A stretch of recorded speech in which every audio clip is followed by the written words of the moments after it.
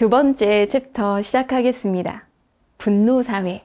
여러분들 요즘에 뉴스를 보시면 분노에 참 차이 있는 사람들의 행동들 너무 많이 보시죠?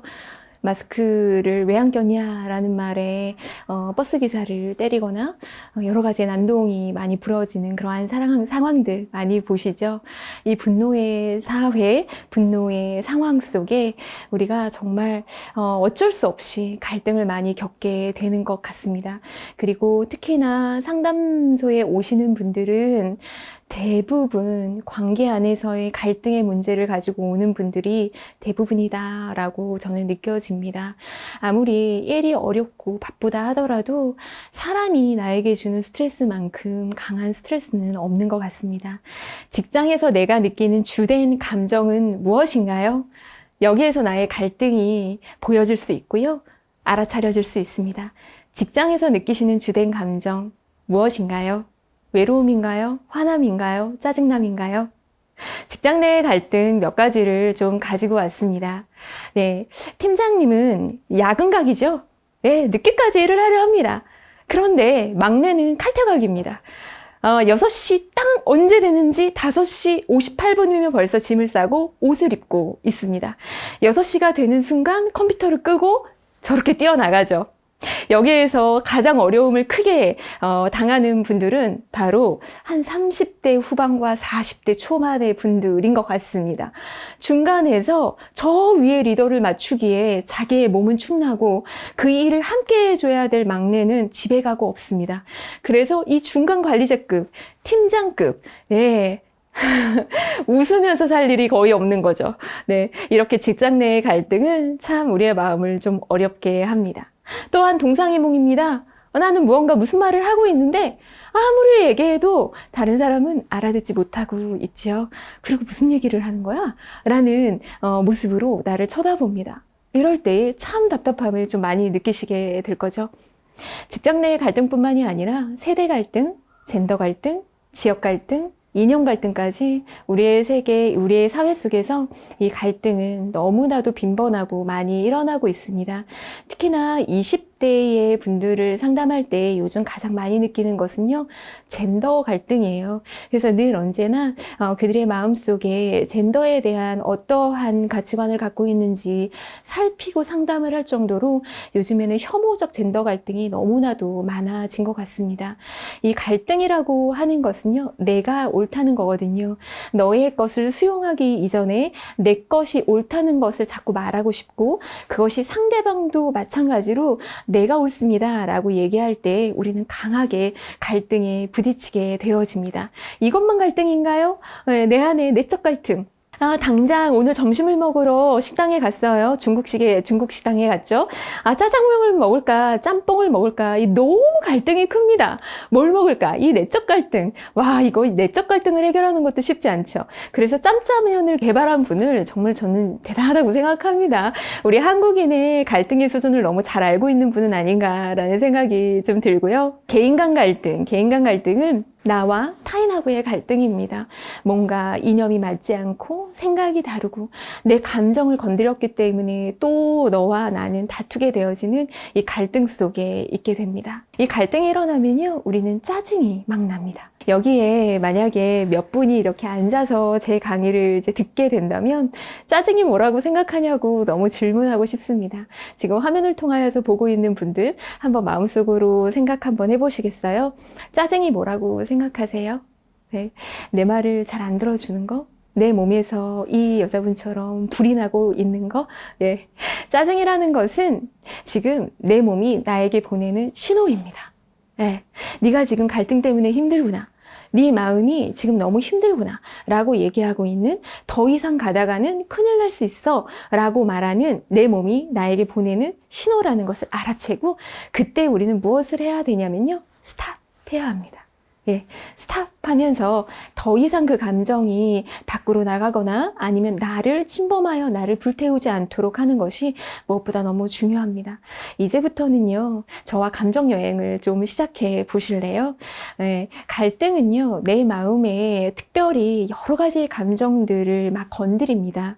실제로 이 강의는 일터 현장에서 내 마음을 어떻게 가꾸냐라는 주제를 가지고 이야기를 합니다. 그렇기 때문에 갈등이 일어났을 때 직접적으로 환경을 어떻게 바꾸고 사람과 어떻게 소통을 해야 되는지에 대한 이야기보다는 이 갈등이 느껴졌고 내 마음에 짜증이 올라왔을 때에 내가 이 감정을 어떻게 해결하고 해소하며 내 마음을 가꿔야 되는지에 대한 초점으로 말씀을 드린다는 것을 기억하시고 이야기를 계속 나눠보겠습니다. 내 마음을 한번 들여다볼까요? 제3자의 입장으로 한번 가보는 겁니다. 객관적으로 내 마음을 잠깐 들여다가 정말로 내가 어떠한 감정을 갖고 있는지 한번 바라보면 좋겠습니다. 오늘 느낀 나의 감정은 이 그림에서 어떠한 것들이신가요?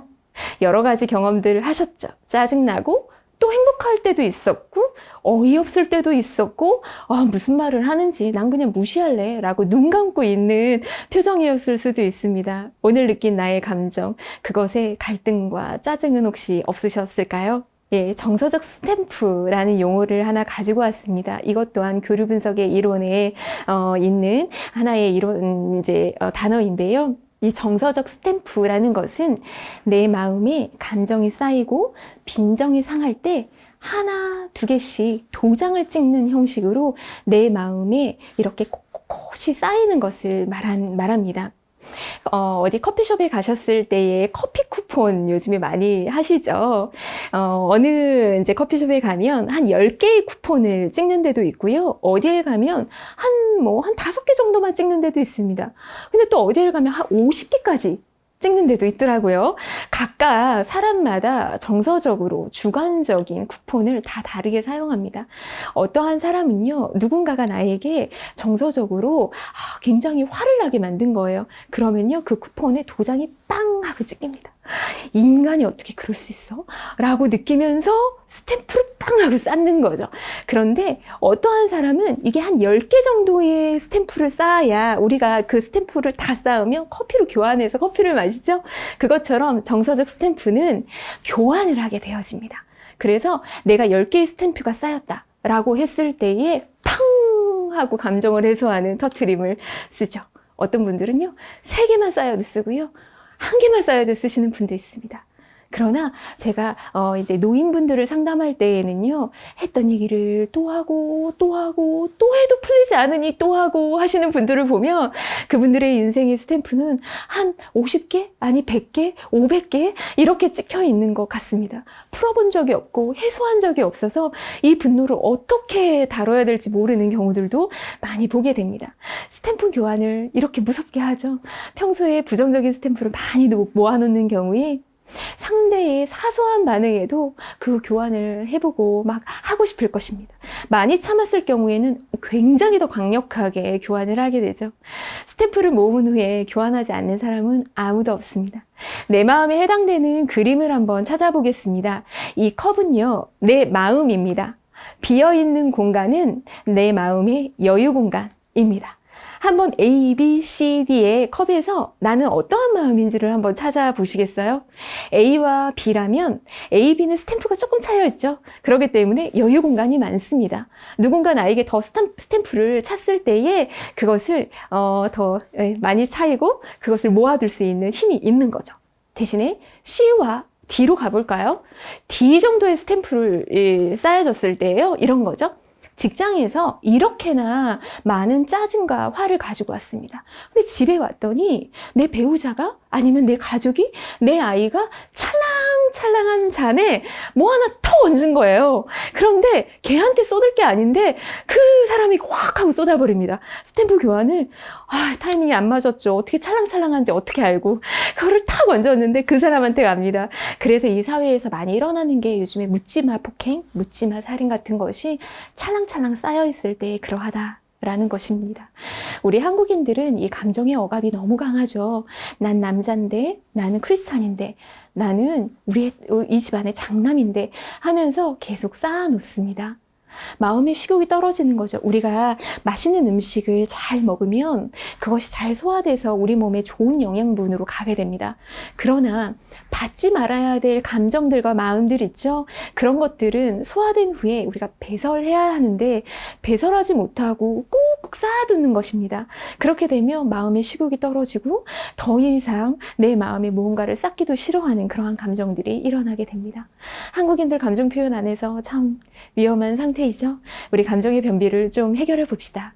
사람에게는 좀 더러운 이야기인데요. 먹는 거 중요하지만 배설하는 거 매우 중요합니다. 감정에도 배설이 필요하고요. 우리는 눈이나 귀를 통하여서 감정을 다 받아들입니다. 그런데 좋은 감정을 잘 소화시켜야 되고요. 우리 스태프 교환을 어떻게 하면 잘할 수 있는지에 대하여서 우리가 알아봐야겠죠? 그것의 첫 번째입니다. 진솔히 말하라. 우리는 너무나도 사회적 가면을 쓰고 또 그러니까 미소 가면을 쓰고 있습니다. 그래서 미소 우울증이 너무나도 많지요. 나 혼자 있을 때에 그리고 너무 진솔하게 얘기할 수 있는 대상이 한 명이라도 있다면 그 사람 앞에 가서 진솔하게 말해보는 연습을 했으면 좋겠습니다. 더군다나 우리는 기도하면서 하나님과 교제하며 진솔히 말할 수 있는 너무나도 좋은 우리의 교제권이 있잖아요. 그것이 바로 하나님이고요. 진솔하게 말하되 우리의 습관적인 이야기가 아니라 하나님 저 너무 화가 났어요 라고 진솔히 말하는 그 하나님과의 관계가 너무나도 필요합니다. 여러 가지의 감정들이 참 많습니다. 여러분 감정 단어라고 인터넷에 한번 쳐보시면요. 줄줄이 감정 단어가 나옵니다. 그러한 감정 단어를 하나 프린트 하셔서요. 본인의 노트북 옆에, 랩탑 옆에 아니면은 냉장고 앞에 이렇게 붙여 놓으시고 하루를 지날 때에 오늘 하루 나는 어떤 감정을 느꼈지? 이렇게 한번 돌아보시면서 이 감정인 것 같다. 이렇게 찾아보는 나 서글픔이었다. 서러움이었다. 나 좌절된 마음이었다. 이렇게 찾아보면서 내 마음을 알아차리는 연습을 시작하시면 좋겠습니다. 제가 썼던 너무 좋은 방법을 하나 소개해 드리려고 해요. 그게 감정 일기입니다. 실은 전 작년에 하나의 목표가 있었는데요. 1년 동안 감정 일기를 쓰는 것입니다. 내 감정을 들여다보고 내 감정을 만나보는 시간을 갖고 싶었습니다. 1월 1일부터 야심차게 시작을 했지요. 12월 31일까지 하긴 했습니다. 너무 바빴던 3월부터 5월의 시간 동안 빈칸이 있어서 그렇지 열심히 해보았습니다. 여기에서 제가 좋다고 느꼈던 것은요. 마음에 막 불이 타려고 할 때에 감정일기는요. 그 불을 쉽게 진압할 수 있게 해주었다라는 것입니다. 그리고 여기에서 주요 사항이 있습니다. 아무도 이 일기는 보면 안 됩니다. 자신만이 비밀스럽게 할 수 있는 노트 아니면 핸드폰의 메모장 이런 데에 감정이 일어났던 것을 자세하게 적는 겁니다. 오늘 누군가를 만났을 때 이런 감정을 느꼈다라고 자세하게 적으면서 내 스탬프를 자연스럽게 글을 통하여서 풀어내는 것입니다. 나 혼자 해결할 수 있습니다. 여기에서 걱정인 것은요, 강박적이거나 아니면 되게 열심히 해야 되고 꼭 이것을 이뤄내야 된다라고 생각하시는 분들이 있어요. 이런 분들 일기 쓸 때에 하루라도 빈칸을 해놓으면 잘 참지 못하는 분들이 쓰시더라고요. 그런데 그 빈칸 또한 오늘의 나를 이야기해 주는 것입니다. 그렇기 때문에 걱정 마시고 빈칸이 있어도 좋으니 내 스탬프를 해결하는 것에 이 감정일기를 활용해 보시면 좋겠습니다. 분노를 처리할 수 있는 또한 솔루션을 몇 개 가지고 왔습니다. 자연스러운 감정으로 내 분노를 받아들이는 것입니다. 우리는 갈등을 피할 수 없습니다. 누구나 갈등 앞에 있을 수밖에 없다라는 것입니다. 그렇기 때문에 자연스러운 감정으로 우리가 이 분노를 받아들이고 갈등을 받아들이면 좋겠습니다. 이러기 위해서는 첫 번째, 내 마음속에 있는 어린아이와 대화하는 것입니다. 감정일기를 통하여서도 대화할 수 있고요. 컵 하나를 두고도 대화할 수 있고요. 기도를 통하여서도 대화할 수 있습니다. 내 마음속에 있는 어린아이, 상처받은 어린아이 잠깐 꺼내놓고요. 이것을 객관적으로 제3자로 나를 이렇게 두고요. 내 마음을 아까 전에 보셨던 사진 기억나시죠? 이렇게 꺼내서 보시면서 내 마음속에 상처받은 어린아이 오늘 너무 힘들었지 하면서 한번 대화 나눠보시면 좋을 것 같습니다. 두 번째, 힘들다, 어렵다, 괴롭다, 짜증난다 라는 것만 생각하다 보면요. 우리가 끝없이 내 몸이 그냥 온통 분노로 가득 찰 수밖에 없게 되는 것 같습니다. 긍정적으로 생각하는 훈련이 필요합니다. 이 긍정성은 실제로 누가 주어서도 가질 수 있지만 내 마음에서 시작하지 않으면 내 마음이 번지지 않는 것 같습니다. 감정이라는 것은 굉장히 전염성이 강하고요. 전도력이 강해서 주변에 어떤 사람이 우울을 겪고 있으면 그 주변의 사람들 또한 같이 상담을 받아야 되는, 그 가족들이 함께 상담을 받아야 되는 경우들이 참 많습니다. 그러나 부정적인 것만 그럴까요? 아닙니다. 긍정적인 것도 마찬가지입니다. 긍정적으로 생각하는 훈련으로 내 몸과 마음이 긍정적인 것으로 변할 수 있다라는 것이죠. 세 번째, 단순하게 생각하면 좋겠습니다. 내 생각이 너무 많이 복잡하고 너무 많은 생각 가운데 있다면 우리가 그 생각하다가 시간이 다 가고요. 세월이 다 가게 됩니다. 단순하게 긍정적으로 생각하시고요. 중요한 거, 좋은 사람들을 만나서 좋은 영향력을 받는 것입니다. 그리고요, 좋은 사람을 만나면요, 상대적으로 분노감을 느낄 일이 매우 적어지죠. 소망으로 이야기해야 됩니다. 사람들에게 이야기를 할 때에요, 기대되는 바, 소망하는 바들을 얘기하고요. 부정적인 것들은 입 밖으로 나가는 순간 해소가 되기도 하지만 그것이 나의 몸과 사람들에게 전달이 되어지게 됩니다. 더 분노는 이야기를 할수록 분노는 더 커지죠. 그래서 감정을 솔직하고 용기 있게 말하되 내 스스로 처리할 수 있을 만큼 분노가 일어날 때에, 짜증이 일어날 때 스탑! 해서 혼자 방에 잠깐 들어가 계시거나 그 분노를 처리하면서 그 감정을 솔직하게 용기 내어 말하면서 우리가 분노와 마주하고 처리하는 일들을 했으면 좋겠습니다. 네, 뇌의 특징 한 가지 말씀드리고, 뇌는 나에게 하는 것과 타인에 하는 것을 구분하지 못합니다. 하나님께서 우리에게 주신 섭리지요. 축복하는 자, 그 축복이 나 자신에게 돌아온다. 라고 하였습니다. 뇌는요, 이제 머리하고 가슴 한 10cm 정도 차이가 날까요? 예, 그런데 이렇게 가까이에 있지만 조금 약간 바보 같은 것이 내가 하는 말을 타인이 한 말로 착각하여 듣고요. 내가 했는지 타인이 했는지 뇌는 모른다고 합니다. 구분을 못한다고 해요. 내가 하는 말이요, 타인이 나에게 해주는 말로 내 뇌는 기억한다라는 것이죠. 그래서 내가 하는 말이 곧 나에게 들리는, 나에게 해주는 말과 같다라고 생각하시고 우리의 말을 아름답게, 그리고 진솔하게, 솔직하게, 그리고 나를 위로하면서 너 힘들었지? 라고 말해주면서 이야기를 나누면 좋겠습니다. 감정을 자각하고 인정해 주면서 스탬프를 지혜롭게 청산했으면 좋겠습니다. 감정을 매 순간 자각하시고요. 그리고 내 감정이 이러하구나 라고 인정해 주시면서 내 마음에 쌓아놓은 스탬프를 지혜롭게 청산해 봅시다.